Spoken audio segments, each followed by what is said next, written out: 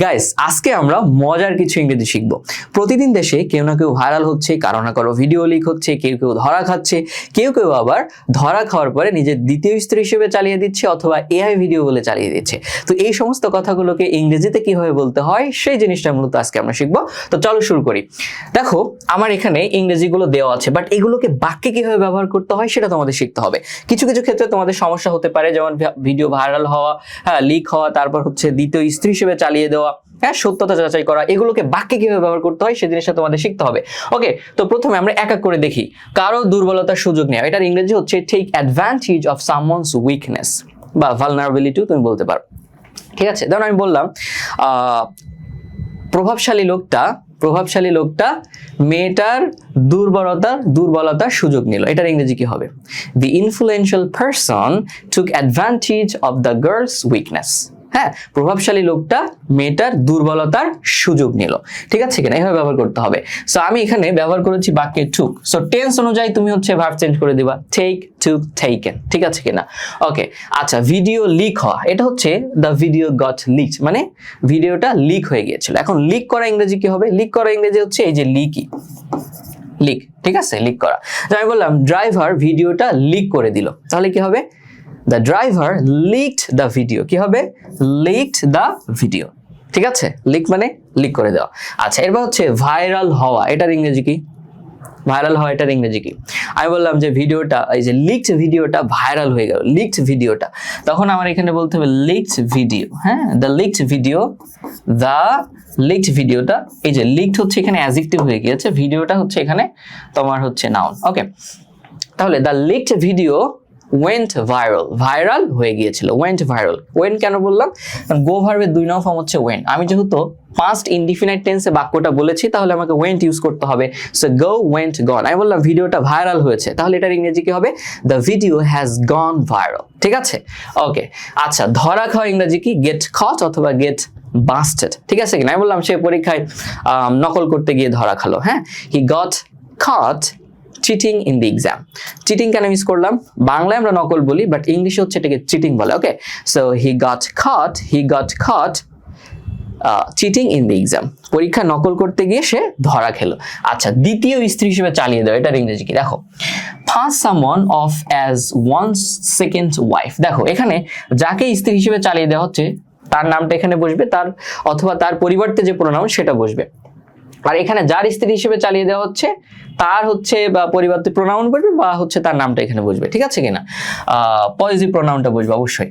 দেখো, তাহলে আমি বললাম যে সে তাকে নিজের দ্বিতীয় স্ত্রী হিসেবে চালিয়ে দিল, এটার ইংরেজি কি হবে? তখন হবে এরকম যে হি ফার্স্ট ইডি যুক্ত করলাম, মানে পাস্ট ইনডিফিনিট টেন্সে, তো হি ফার্স্ট হার, সে তাকে চালিয়ে দিল, হি ফার্স্ট হার অফ, সে তাকে চালিয়ে দিল অ্যাজ হিজ সেকেন্ড ওয়াইফ। ওকে, আচ্ছা, আমি যদি বলি সে হচ্ছে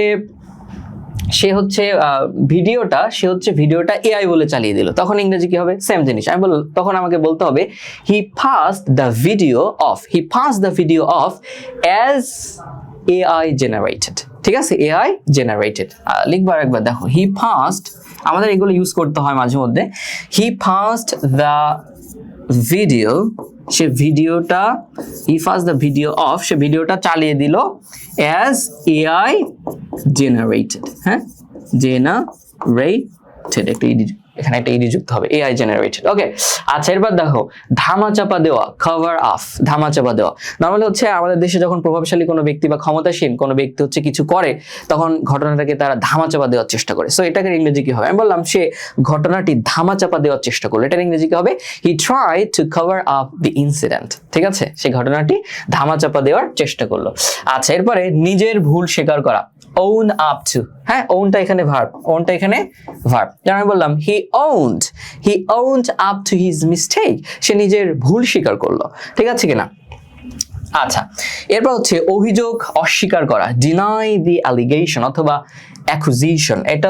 accusation, এটাও তোমরা ইউজ করতে পারো, accusation, এটাও ইউজ করতে পারো, allegation অথবা accusation। ঠিক আছে কিনা? অভিযোগ অস্বীকার করা, মানে he denied the accusation বা allegation, সে অভিযোগটা অস্বীকার করলো। ঠিক আছে কিনা? সত্যতা যাচাই করা, নর্মালি কোনো নিউজ, কোনো গুজব বা কোনো ঘটনা সত্য নাকি মিথ্যা এটা সত্যতা যাচাই করা অর্থে আমরা হচ্ছে ফ্যাক্ট চেক ইউজ করি। এখানে চেকটা ভার্ব, ঠিক আছে? ফ্যাক্ট চেক এটা হচ্ছে ভার্ব, ফ্যাক্ট চেক কি ভার্ব।